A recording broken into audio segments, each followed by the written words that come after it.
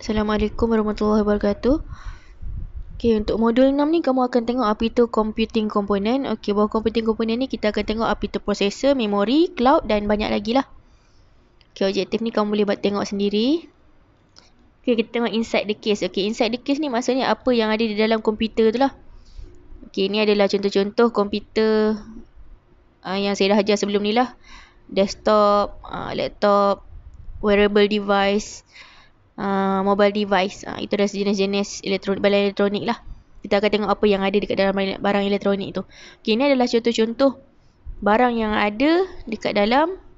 Okay, contoh yang ni. Okay, ni apa yang ada dalam desktop lah. Kamu boleh tengok wire-wire berselirat dalam desktop ni. Okay, dalam desktop ni dia ada power supply untuk supply power. Okay, sound card untuk sound, hard disk untuk memori, processor untuk sebagai CPU kepada komputer lah. Okey, bawah prosesor akan ada fan lah untuk pastikan dia sentiasa sejuk. Lepas tu memory module. Memory module ni adalah RAM lah. Okey, inside laptop pula kita tengok. Okey, inside laptop dia ada battery, integrated sound port dan juga circuit. Okey, memory module, okey, prosesor dan juga heatsink lah. Okey, dia sama je antara desktop dan laptop ni, hampir sama je. Cuma bezanya laptop ada bateri, desktop ada power supply.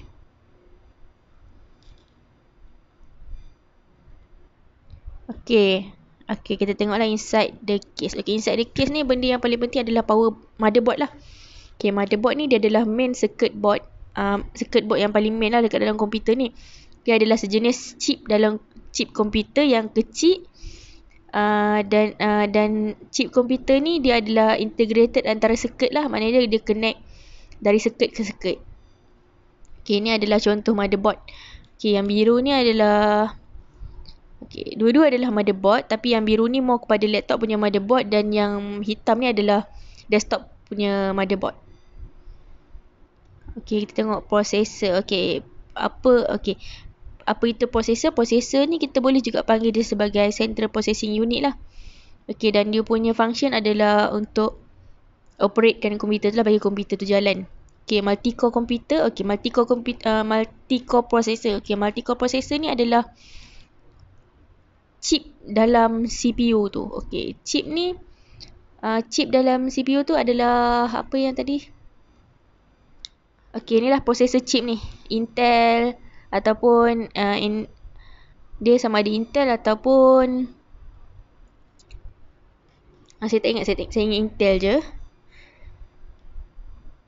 Okey, untuk processor tu dia ada yang dia ada beberapa core lah. Sebab tu kita panggil sebagai multi-core processor. Sebab tu kalau kamu perasan processor ni dia ada dual core, quadratile core. Maknanya dual core tu dia ada 2 core lah. Quadratile tu dia ada 4 core. Macam tu lah lebih kurang. Okey, lepas tu processor ni pula dia akan ada satu control unit yang kita panggil sebagai arithmetic logic unit lah. Arithmetic logic unit tu dia punya function adalah untuk buat calculation dekat dalam processor. Okey, ni adalah connection antara processor. Okey, processor ni dia akan ada control unit ataupun kita panggil dia sebagai ALU. Okey, dia punya dia akan connect kepada memori. Main connection adalah memori lah. Okey, antara processor dengan memori ni dia punya kegunaan adalah untuk instruction dan bagi instruction kepada data information lah. Lepas tu input, input akan connect kepada memori juga. Input akan bagi data lah. Lepas tu memori ni dia akan bagi kepada processor untuk proseskan apa yang input data bagi. Lepas tu baru bagi kepada output lah untuk dapatkan result last sekali. Okey, selain tu memori ni kita boleh juga guna sebagai storage device untuk simpan data kita lah. Okey, ni control unit pun saya dah cerita dah tadi. Okey, control unit ni dia adalah satu komponen dalam processor yang akan koordinatkan operation dalam komputer tu lah. Okey, arithmetic logic unit ni pula dia adalah salah satu komponen dalam processor untuk dia perform calculation dan compare antara proses ataupun instruction lah. Okey, ini adalah Okay, ni sebenarnya sama je macam yang ni. Cuma kamu nampak dia more kepada dalam flow lah. Apa yang processor boleh buat. Okay, processor akan fetchkan. Okay, kita dekat sikit lah. Okay, dia akan ada processor dan juga memori. Okay, input data, akan masukkan data. Lepas tu, memori akan fetch, hantar kepada processor untuk didecodekan. Lepas tu executekan data tu, keluarkan data balik lah. Ataupun kalau tak nak executekan data tu, dia boleh store ke dalam memori. Okay, ni dalam 4 proses basic untuk komputer processor lah. Okay. Okay, macam mana processor tu dia proses data tu. Okay, dalam processor ni akan ada register. Okay, register ni dia adalah satu tempat dekat mana input data tu kita nak simpan sementara ataupun kita nak bagi instruction kepada dia untuk dia buat proses lah. Okay, macam mana data tu dimasuk ke dalam processor dan diproses, dia akan melalui satu proses kita panggil sebagai system clock. Okay, system clock ni dia punya function adalah untuk proseskan setiap proses yang dimasukkan ke dalam komputer based on timing lah. Okay. Dan pace untuk system clock tu kita panggil sebagai clock speed. Dan untuk satu proses data dalam sistem clock punya proses ni kita akan ukur dalam bentuk gigahertz lah. Okay, ni adalah contoh prosesor. Okay, prosesor yang saya sebut tadi dia adalah contohnya seperti Intel ataupun AMD lah. AMD. Okay, prosesor ni dia akan generate heat yang banyak lah. So, dia panas. Tapi bila prosesor ni dia terlalu panas, dia akan berlaku malfunction lah.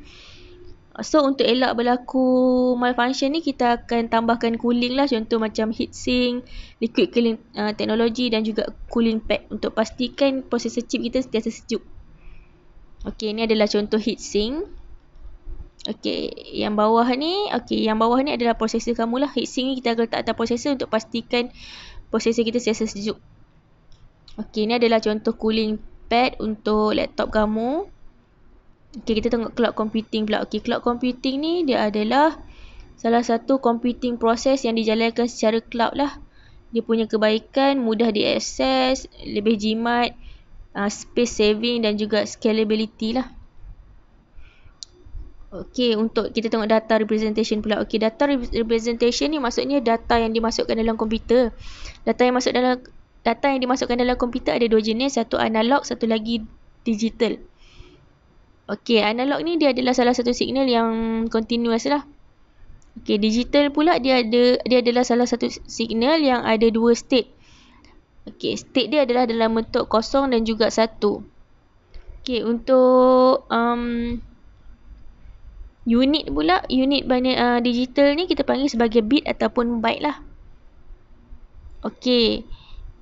Okay, untuk digital data tadi kan saya cakap dia ada kosong dan juga satu. Okay, selalunya untuk elektronik punya data representation, satu ni kita akan anggap sebagai on, kosong tu kita akan anggap sebagai off lah. Standard punya representation untuk data elektronik.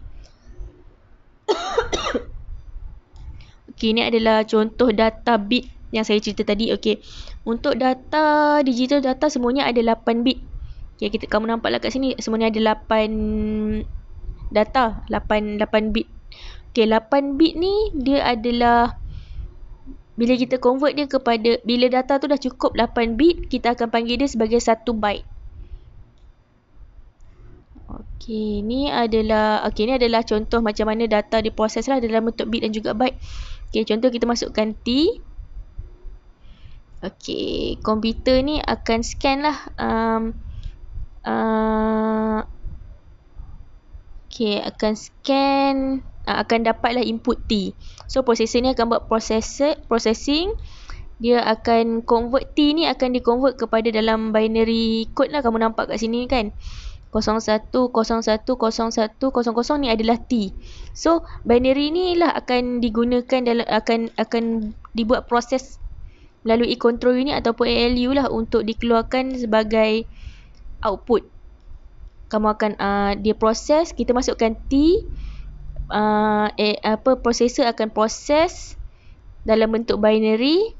Okey, lepas tu T ni akan dikeluarkan melalui monitor ataupun disimpan dalam memori lah. Okey, kita tengok apa pula itu memori. Okey, memori ni adalah salah satu barang elektronik untuk kita simpan instruction ataupun sebelum dia di-executekan lah melalui processor. Okey. Okey, untuk store data dia ada 3 basic kategori item lah. First untuk operating system, yang kedua untuk application, dan last sekali sebelum data tu diproses dan dikeluarkan menjadi result.